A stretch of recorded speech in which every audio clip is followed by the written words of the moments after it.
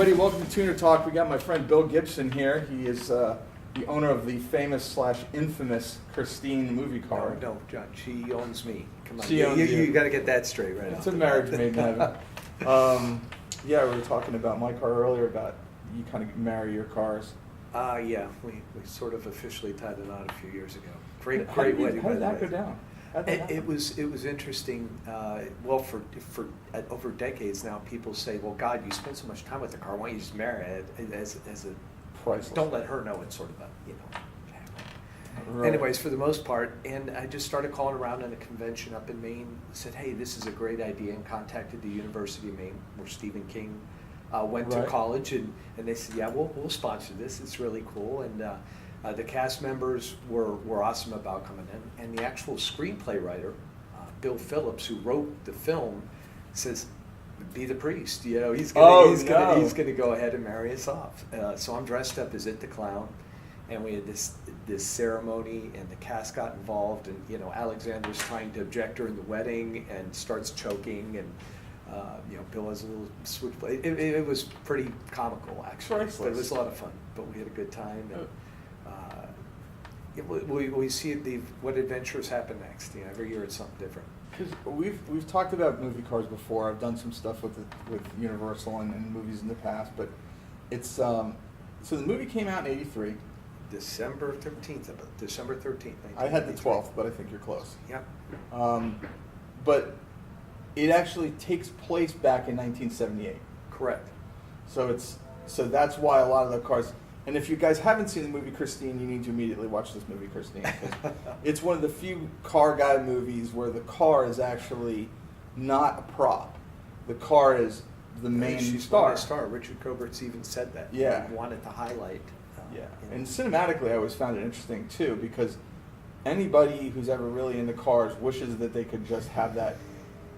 Maybe not to the level of darkness that it gets in because it is a horror film, but it's like that connection with your car, and you'd be like, I really don't have time to do your brakes this weekend. Could you do them before your take care of yourself? Repair yourself. A lot of but like a lot of movies, like I'm also a big fan of the movie The Wraith. Yes, back in the day, Charlie Sheen. Great movie. Which is I literally had a conversation with my friends recently about why that movie gets so much grief. It's really a great movie. It's a car guy movie. Yes, it's cheesy, and we're downshifting automatics, and there's continuity issues, but all in all, it's a pretty great movie. Mm-hmm. And much like Christine, Christine did $3.5 million its opening weekend. So which was adjusted for inflation. It's not horrible. And I believe it opened with was it Scarface opened the same way? Something E.T. It opened with something really big. It bounced against a lot of other movies, which is always scheduling a release is always a big deal. Yes, and that's why you'll see a lot of movies. Sometimes they'll just pull it. They'll pull the release or reschedule the release. Like a lot of times, I think it happened with one of the Fast movies, that they redid it because they just didn't want to bounce against something else. Because you want to make your money, right? But as of today, it's made like $21 million in cinema gross. We're not talking about merchandise or we're just talking about cinematically, right? Which is definitely above board for a cult film. Is definitely way out there for a cult film. So a movie that didn't necessarily go bang, in the box office has had a huge following over the years. It's increased dramatically, and that's why I say if you look at her Facebook page, I use that as a prime example. Right now, she's at 260,000 likes, and the people. And you did the synopsis and ratios, but when I did, I think it was like 71% of the audience that liked her were 25 years old and younger, which 10 years even after the movie, they were just. I think it's one of those films like it's a car guy film, like to the norm, where you'd be like, "What do you mean you haven't seen Star Wars?" If you're a car guy, you have to see, you have to have seen Christine, you have to see, the Death Race movies, and some of those movies were, campy a little bit back in the day, but. When you think about it, in this case, this movie always stood above for me because it was well done, very well done. The effects were amazing For that time for frame. its time period. You didn't have to suspend disbelief and go, that couldn't happen, or There's no CGI, and a lot of people that I talk to, especially in the younger generations that come up and meet me in the show, don't realize that. I mean, there are 15 cars, they bought 21, 23, targeted it down to 15 actually that were in the film, and they were gone. They were pretty much destroyed. yeah, I mean, and CGI, they were- props to the acting, because now you see a lot of these CGI characters or CGI things in movies, science fiction movies, and so on and so forth, where you're acting against the blue screen, you're acting against a pip on a wall, Right. on the blue screen, and that's the monster. Oh my God, this. I remember reading something from Sigourney Weaver, where when she did Alien, she never wanted to see the alien until she had to see the alien when she was filming. And the way that Christine was shot was so dark, and I've watched the movie nauseating amounts of times. Yeah, so, I mean, but it takes a while for you to even notice that all of a sudden the windows are tinted. Or something goes, because they don't want you to know who's in the car. Right. They did things subtly and tastefully. The gas station scene, or the car's on fire, and I'm just thinking to myself, a lot of cars got killed. I mean, this is Dukes of Hazzard level of we're killing cars to make this film. And when I met you years back, I was just amazed that car was still around, and it's so pristine. And that's the main thing in going into the story of, because a lot of questions are out there. Where is this car was this actually in, and what happened? This was a Frankenstein actually of the vehicles, and it was interesting stories. Eddie Sandlin, his dad worked for John as a sound guy, and of course, hey, I want a car, and they said, no, $1,500 bought the whole lot of what was left, back then. And they all went to Bill and Ed's junkyard, and this big pile of parts and what was remnants, half a car's, whatever was left, got towed down there. And Ed and his best friend went down there, and there was just really nothing. They said that was in sense restorable. So back then, of course, no internet. They're putting in the shopper, the classifieds ads looking, and they said that was the hardest time, because he said he looked at like 8 cars. There are people with Chevy, they're arguing with him. Oh yeah, this is Christine, because it was red and white, and they said, no, it's Christine. So, no, it's not a Plymouth. But Providence is everything. So he just finally, he actually found one in a production studio of all places. And the guy was doing movie. It was in a back lot. It was his personal car, just trashed, no trim, nothing on it, beat up, no interior stripped. The interior was totally stripped out of it. But he picked it up for like $800 and said, right from point A, point B. Took it down to Bill and Ed's junkyard, and just whatever he could, And then he got all the pieces. He got the. There was only one I'd seen interior. one other left. one, but I think it was a Peterson. Yes, that is actually Martin Sanchez out in Riverside, California. He has one of the actual one. He knew one of the drivers and somehow finagled one.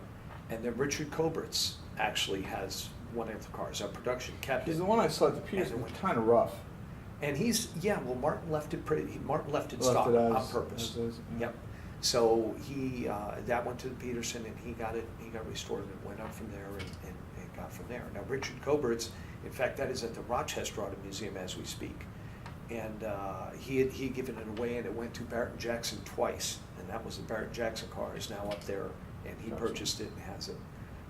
That's why this was a unique Frankenstein one. And what really got me about this car, and to this day it still gives me the willies, is I wrote Chrysler Historical, and they said, okay, send us the VIN, proof of ownership. Oh, you told me this story. And they sent me back the build sheet, and I'm looking, oh, this is great. It was a coral color. Went to San Diego. It was ship date, and these were all the options originally. But the actual build and manufacturing date to the day of the car was October 31st, 1957, Halloween.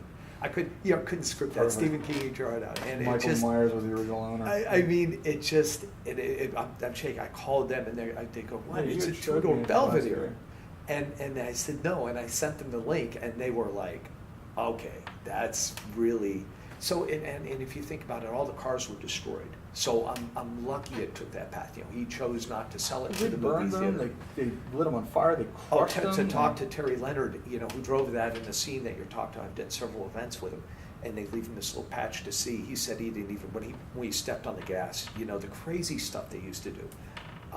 Moochie, you know, he said, everybody, well, how do you do that alley scene? You know, everybody said there's some rumors going around, there was rubber fenders or stuff. No, that was real. What they did is they actually had him against a brick wall, had a tractor on the other side with a chain running between his legs, pulling that car into an alley, or, you know, squishing that in. Oh my God. So it was, he says, the things we did back then were just absolutely, you Probably a know. little bit of real fear. Yeah, and that was the intensity of it. And then, you know, I always tease him, you know, how come you just didn't, everybody teased him at the event, how come you didn't jump over the hood when you come up there? Yeah, and you know, there's like different movies, like horror movies, for example. Like I'm a big Jaws fan. Me too, definitely, You know, that's one of my favorites. The anticipation of seeing the shark was scarier than you knew the shark was there for most of the Waiting, movie. wait, where is he, where is he? Right, but when you watch Christine, you see the car because it's almost got its, like, you know, there's this scene where they're at the football game, and it's kind of in its Clark Kent mode, where it's not doing anything dark. Nice, You fancy know? old car. Yeah, and you know, so many people look at this movie or I'll show them clips, and it's had like a 57, and I'm like, cars had that look back then, a lot of chrome, a lot of wings, right? But you have to appreciate things for what they are individually. You know, and that car's unique. So you just did a whole bunch of overhaul work, right? You just Yes, we had a did, whole and bunch of- I've got to give up, but, you know, touch base first, and you brought up Jaws, of course, Roy Arbogast, who's the special creative Bruce, also involved in Christine, because he's the one who Really? created all the special Oh, effects shut up. with Christine, and I got to go out and talk Bruce. to him. Great, him and his wife are fantastic, had us out there and interviewed him. We're We in California. were joking about how in the movie Finding Nemo, they named the great white shark Bruce. Mhm. Yeah, And not from many there. people caught that. But yeah, actually, the car went through a major restoration about 8 frame off, and big kudos to Earl Shiflett, Classic Car Creations. The guys just, I can't thank them enough. Some bad situation, everything happened, but they took it from ground one and kept the originality of the car and just So did a when did you beautiful actually job. get the car?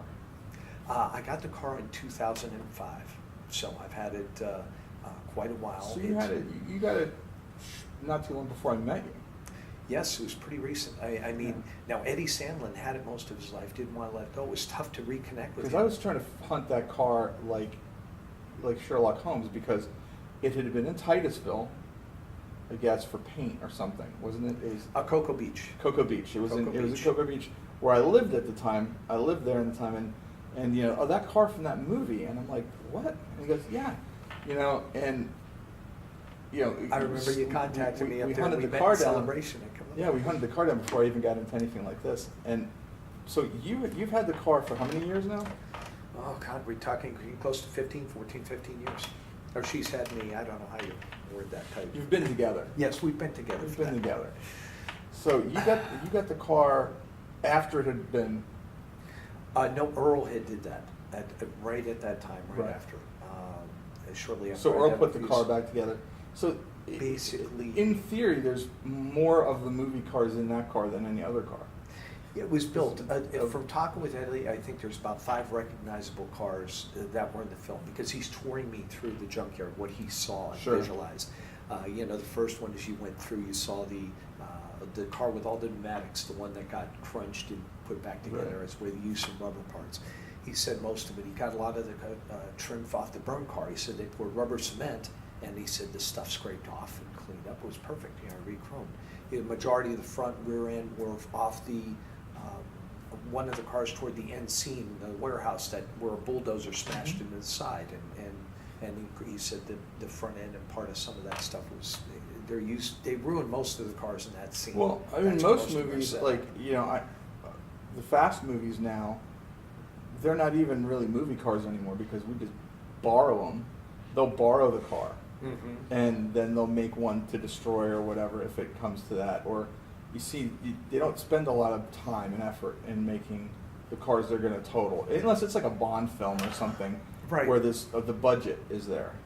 Right. And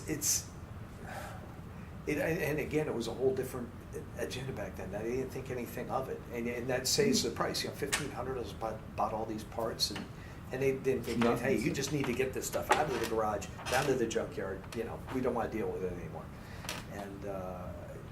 And look what's happened, you know, after all these years. Yeah, I mean, and I've always loved the fact that all the actors and everybody involved in the film really came together to support the car. I mean, they've been awesome. Amazingly supportive of it. And it was great because I contacted them. It took me forever to get through to them. And I remember the days when now we don't want to do anything. There's nothing to do with it. Yeah, it's forgotten. I said, no, guys, it's not. And I'll never forget the first reunion where everybody got together, and a lot of them hadn't seen each other since the film. Was back in 2010. And we did a big Dallas Frightmare weekend. Got them all together. We had Keith Gordon came down, Alexander Paul, John Stockwell did his first convention. Well, all of them did the first convention. And John Carpenter just happened to be releasing like a high the school Ward. reunion based on a film that they did together a million years back. And thankfully the Ward was coming out and just being released, and John's publicist manager said, hey, go out and hug this new film coming up. And we all met there, and it was just phenomenal. And when we had the Q&A session, standing room only in this huge auditorium, and they told me after, and they just said, you know, we have no idea. We had no idea such a following. Movies are like that. Cult movies are like that. It's been great since. I can't, you know, dozens of events since then, you know, just in the past 10 years. And you know, it's like you see there's a million Back to the Future clones now. Dukes of Hazzard cars are cloned like crazy. We had one here. We had a really pristine, down to the 11th detail clone. Some people don't realize how much work and detail goes into these. Oh yeah, It's crazy. and they were going in, you know, how the flag on the roof, how big it is, and how big the stars are, and the thing is, when they make movies, what people don't realize is they think there's all this intensity of detail. They slap the shit on the car and they make the movie. That's it. And the car isn't as important to them. It's a prop. Right.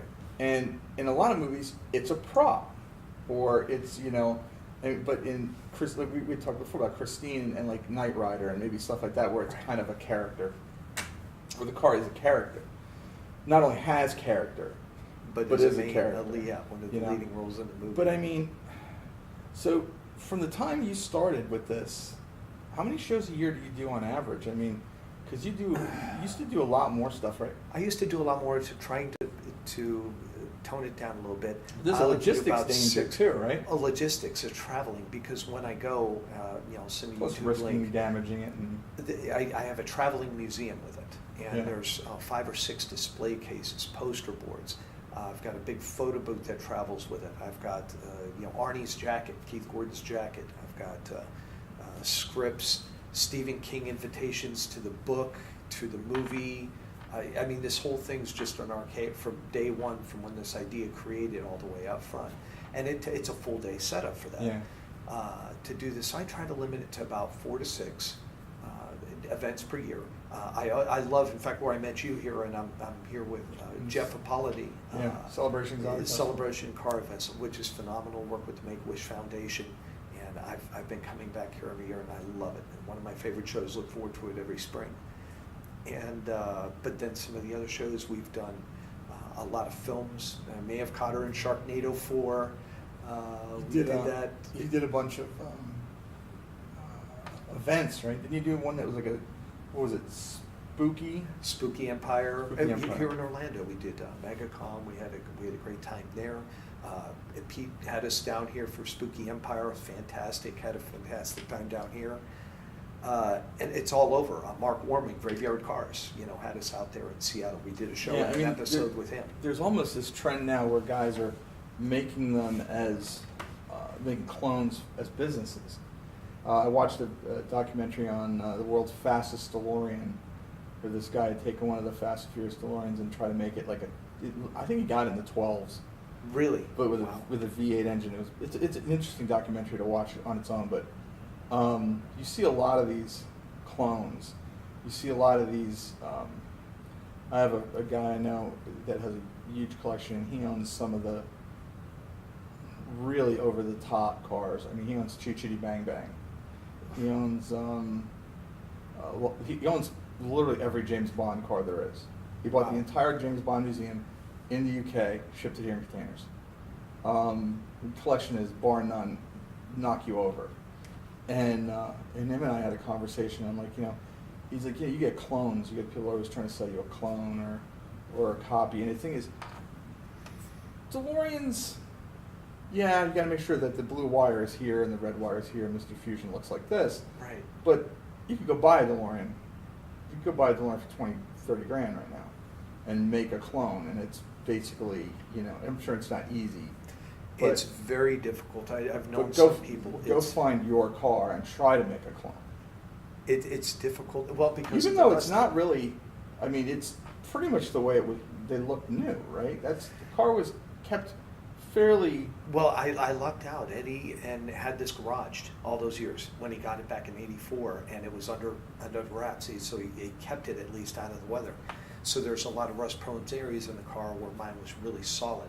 But I mean, aesthetically, the hubcaps are the red hubcaps for that year. I mean, it was designed in the film to just look like it rolled off the assembly line. Exactly. So it wasn't it didn't have like a bigger wings or. The only modifications that you really see in the movie that was different was the interior, because they wanted to make a special red interior, so they took a basic Fury interior, but changed the colors of it to make it red. All the Furies, and everybody goes into that, they were all buckstone beige with a white top, and there was only 5,000 or so of those made. Which is like the other cars that were on the assembly line. Exactly, you go from there, and then they painted, they wanted to show this, because they're trying to take, you'll see some semblance of the book that they took, and then the rest of it is all, they had to deviate from the book.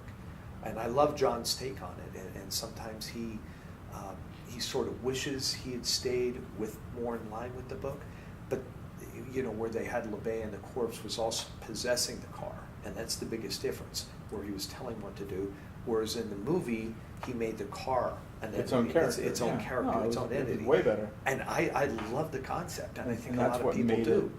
And I'm also glad that, it hasn't been remade. We exist in this world of a million remakes. Yes. And it's a lot easier in Hollywood these days to get green-lighted an idea that's bad, but it has a fan base. Like they just did. They're having all this drama right now. The fourth Ghostbusters movie, or third or fourth Ghostbusters movie. Yeah, it's coming out. Yeah. And they're complaining about how the third one was. We're just going to forget it even existed, and is all this stuff. And it's like you can't remake that magic sometimes. You can't. I look at films as the own creation. I think a good point of that, and I go to the horror side of it, is Halloween. John Carpenter's Halloween. And Rob Zombie came out. Hands down, and my favorite horror movie. I loved it, and I also enjoyed watching Rob Zombie's take of it. Musically going terrifying. into the psyche of Michael Myers when he was young. So I try to go in fresh with okay, I didn't see the last one. I think most people and take it as its own entity. I haven't seen the last one. The newer one they did. I went and saw that with Was it Jamie good? Lee and Was it Chris. good? I enjoyed it. I really I did. haven't had a chance. But that's my favorite horror movie. Oh, it was. That and Jaws, probably. He captured it. Yeah, Jaws was when I was young. I had to. No, I didn't want see to. that I lived in Long Island as a kid. Oh, so you were there? Okay. When that movie came out, and I'm not even a joke. It was a ghost town on the beach. I bet you when that was. movie came out. And they showed it the lines. I remember waiting in lines because I thought nobody would go on the water. Jump off boats or go water skiing. Like nobody. Because I think that movie, and in a similar way to Christine, takes something that's a day-to-day item. Like everybody's exposed. There's the ocean. Here's your car, and realizes that you can be on the menu. That's a nice way of putting it. Yes, you could be. I mean, if this unexplainable thing. But I mean, owning a movie car has got to be kind of a proud and interesting life too. I mean, because like you said, you're married, literally. So it's like, it opened a whole new life. Because I look at what I did. I of course was Navy. I've been in the Navy all my life. I searched. I was one of those nuts jumping out of the helicopter. So it says I'm a little bit crazy to begin Yes. with. And I taught it for multiple years. Even as a civilian, I came back and taught that training. So it's very military life. I still live in Pensacola, Florida, and I love it. So this car, I was just a diehard fan of the movie back when it came out. I read the book, and I got to see the opening in San Diego in December of '83. And I said, wow, I saw it again, when I came back here. And I had no idea back then what I do. But I snuck in to see that movie. Oh, you did? Because I wasn't, yeah, I mean, my first real movie memory was I was 10, and I remember Smokey the Bandit and Star Wars coming out the same summer. 77. Yeah. Probably, yes. Yeah, right around there.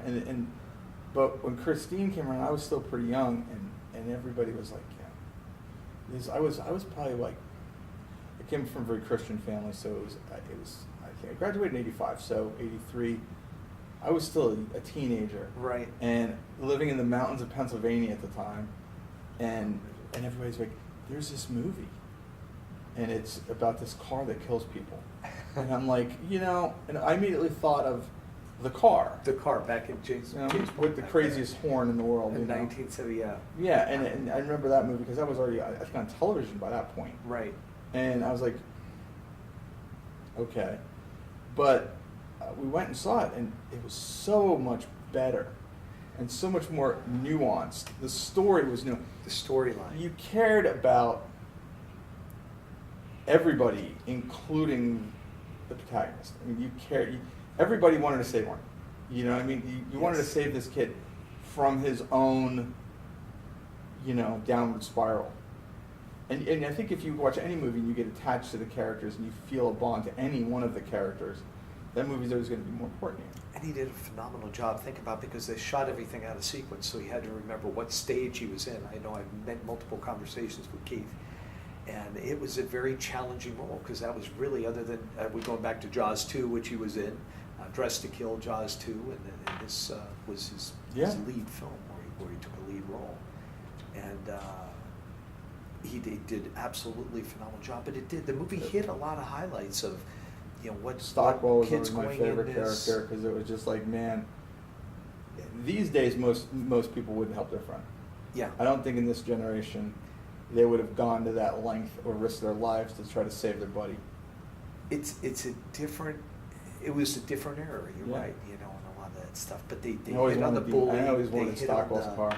Oh, that Charger. Yeah. Yes. I talked to the guy who owned it, one of the ghost hunters, and had owned that car for one while. There's a few Chargers in it. Yeah. And it still is. It's in California. See, the thing about that movie is a lot of those cars they're not, quote, movie car. They're not over the top. Right. It was an era car. So they went in, they found this '67 Camaro or this Charger that just fit the vintage. Right. And that's what they were driving. Although I thought these kids had a lot of money for their time. Well, that's what we had back then. I remember my parking lot in '82. I graduated in '82, and I remember seeing, what everybody is, the '71 Mach 1, how you wanted the '60s cars. I wanted a '67 Fastback, a Mustang Fastback so bad, and my dad, no, you're not getting an 8-cylinder. The gentleman that I was talking about that owns Paul Walker's Evo has a '69 429 Boss in his collection of big block monstrosities. Mm-hmm. But a lot of that stuff is, it's crazy because even though the car wasn't like Fast and Furious, everything looks like a cartoon. I mean, the early movies at least. A lot of graphics, a lot of graphically intense sticker bombed cars. Right.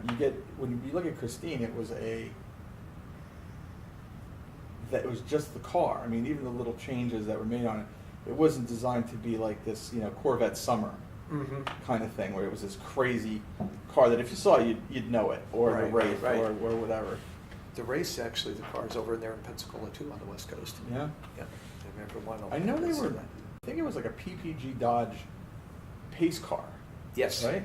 If I remember correctly. Because there's a scene in the movie where they pan across the back as Charlie Sheen gives the car to his brother. At the end. And they pan across the back of the car, and at the back of the window, it says Dodge. I always question that. You know, you look at the end of the movie, okay, here's the key to my car now that every policeman is looking for this spaceship.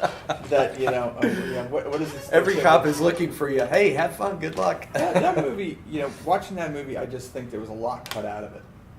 Mm-hmm. I think there was a lot of it cut out. It would be interesting to see a deleted type if there was ever, you know. If there was. But there's got to be more of a story of how this kid, you know, how Charlie Sheen wound up getting these, you know, he didn't go to a used car dealership and just buy this alien space car. Yes. It'd be interesting to see what the main storyline is. I have to check with my buddy, see what he knows more about that. Batmobiles are another thing. Like the guy that down South Florida, Right. The guy has a bunch of these Batmobiles, a couple of the Tim Burtons. He owns the George Barris car, the original car. Okay. That I actually met George Barris. I knew George Barris for a few years, and we were invited to his facility in Los Angeles. Right. And got to sit in the Batmobile and the Knight Rider car and all that stuff. And the car. You know, of course he's doing that. I met him out He there. did the car. And then the Munsters car. He was involved in so many films, so many automotive specialty cars that we went into a room and there was his son and one of his friends was archiving something that most people don't know about George Barris is George didn't start building cars. George started being a photographer for General Motors. He used to make all the brochures for all the cars back in the 50s and 60s for General Motors. Okay. So he got in to the inside. He saw the prototypes. He saw how prototypes were made. He saw how all this stuff, and he just got a love for it. And I met him when he was in his 80s, and still sharp as a tack, and one of the nicest guys you'll ever meet in your life. And you know, he saw the love of it in my eyes, and he'd say, "Can you come out and you know, come out to LA?" And I literally added to my trip and drove to LA for the SEMA trade show to meet him and go out there. But you see these cars, and you know, like the car he made the car for the James Dean movie, the little Porsche. Okay. He made that car, little bastard. Yes. He built that car. He built the car for I can't remember the actress's name, the famous big-breasted woman from the 70s. I can't remember her name. He made a car look like almost like a bull. But he had the Batmobile, Right. and he was saying, you know, he was telling us this story about, you know, how he was driving the Batmobile, and he had a very short time to build it and have it ready for the show, and he tested the parachutes, and the police pulled him over, pulled him out of the car, had him on the hood of the car. Like, what are you, crazy? Driving the car with bat chutes? Because it was before Batman was even, you know. Had to test him out. Had to test the bat chutes. But great guy, and now the guy in South Florida owns that car, that Batmobile that went up at Barry Jackson, the one that sold for big money. And then that came up, yeah. I met George when I was out there. In fact, at a Playboy mansion that Christine got me invited to. Nice. And George happened to be there, and we were chatting. All the hot women Right, get together those things. It was this, yeah. I was just a significant other. I had to behave myself, otherwise could have gotten in you trouble. wouldn't have gotten so, out alive. Christine said I could look, but I couldn't bring anybody back. You know, she's the boss.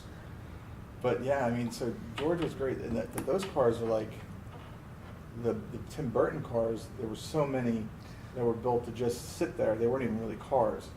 There was a lot of them just stand-ins. I know that Jeff Dunham. Is it Jeff Dunham? I think it's The Jeff comedian Dunham. does the. Okay. He's a big car collector as well. And Okay. He bought one of the ones that just kind of sat.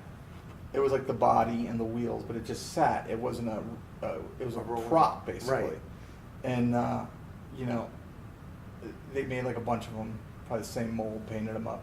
And he actually had somebody make a car out of it, like put the Corvette, because they were all C4 Corvettes. Right. Put the C4 Corvette under it and bolt it on and make the car functional, which is interesting. But you can't buy magic. No, it just well, it's the passion of carrying it on, and I go into this even when I do the events. And what gets me is I can sit here and go to some of these shows and get a 5-year-old kid running up to me with a crayon drawing it because it's my most favorite car in the world, and there are future generations for continuing on and keeping Cinema does that. everything alive. You know, we look back and they're all happy moments that we got to see a movie, even where Kyle, and I hear all the time when they come back, this movie scared the heck out of me when I was a kid, especially depending on their age. Yeah. I didn't want to, I was, rear headlights came on my rear view mirror. I panicked still to this day, thinking it's Christy. Because you're dealing with the best guys in the business of horror and suspense. And they had a way of taking normal things that happen in day-to-day life and making them terrifying. John Carpenter was incredible with that, and he didn't show a lot of blood and guts. No. He said your worst fears your own imagination is going to create. Yes. That's why when Moochie was getting squished in the alley, Malcolm, you don't have to see. You didn't have to see. These days you'd see a puddle. Yes. They have to show you every little droplet and everything. And I think you lose that. The imagination is more terrifying sometimes than what they show you. And they show you stuff that's like, it's too gory or it's whatever. And people expect that nowadays. I think a lot of the slasher films, the lady, when you start out with Friday the 13th and some of these others that had developed out, and you go with even the future Halloweens, how much more graphic can one get? And I remember going to see those for the first time, and to actually see that, you're like, whoa, and it was shocking, because you can't. Well, like in Halloween, the music, and very much in Christine too, the music just set that mode. Which John did also, Yeah. And he's created. And Very simple too. And that's what I always like, the similarity between the music and Christine. Very, very non-evolved orchestral music, just very simple stuff. Just like that da-da-da-da-da-da Michael Myers stuff. You knew, okay, the car was coming. You knew he was going to be standing. Let's be honest, Michael Myers was the slowest murderer in the world. It's a car. You could jump over a barricade and get away. No one runs down the middle of a street when the car just killed all your friends. Yeah, you find another way to do it. You panic. But people can suspend the disbelief for a minute and go, yeah, that's how that went down. And you wonder how many people, even in a shocking state, could you be in shock and just, this isn't happening, in total disbelief. And when in shock, people do crazy things, I'm sure. I think the scariest was when Darnell dies. Oh, in the seat. Yeah, in the seat. Because it was just like, they're really going to just kill him that way. And he's going to get into a burning, the car just like, there's nobody who's going to sit in the car. Who sits in this burned out hole of a car that, by the way, just drove itself in here? Yeah, by itself. Nobody in there. You didn't say, hey, where is everybody? You wouldn't look around. And then let's just jump in this devil car. The thing is, with the pacing of it and the way it was done, and his acting was amazing. Oh, Robert Brodsky was incredible. And it's just amazing. But, so what are your plans down the road? You have any? So now you got mechanically, you're all good. Yep, we're fixing her up. She's done in fact, we did, you brought up John, we did, he called us up a couple years ago, and we did that music video that you'd see on our website. And it came out really good, because he works with his son Cody, and they redid a lot of stuff, and he used Christine's video to headline his tour and everything going into with the music. Every year it's something different. I get new surprises. Like I said, 4 to 6 events per year. Main contact, still negotiating a lot of stuff, and I never know. And she keeps it keeps the relationship on par. What are we going to do next? Well, you're the caretaker. Yeah, exactly.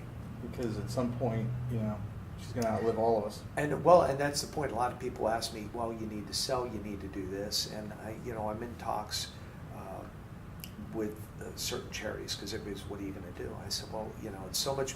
Christine is so much bigger than me. I'm just, it's simply stated, a caretaker.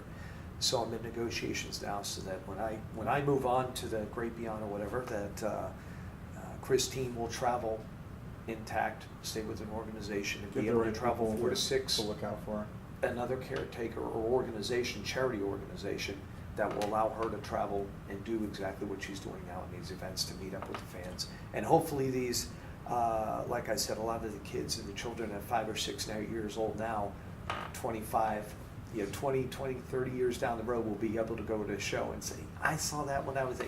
Here's my picture when I was 5 years old with the car. But I want it to live on, and it's going to be fun. She's looking good, and she's dealing with the age a lot better than we are. Oh man, she gets teased. I mean, she doesn't look a day over 1, and I keep going over that, and I sure don't feel. I don't feel my age anymore. All right, guys. So we're gonna put some links to the website, Yes, and Instagram and all that other fun stuff in the video.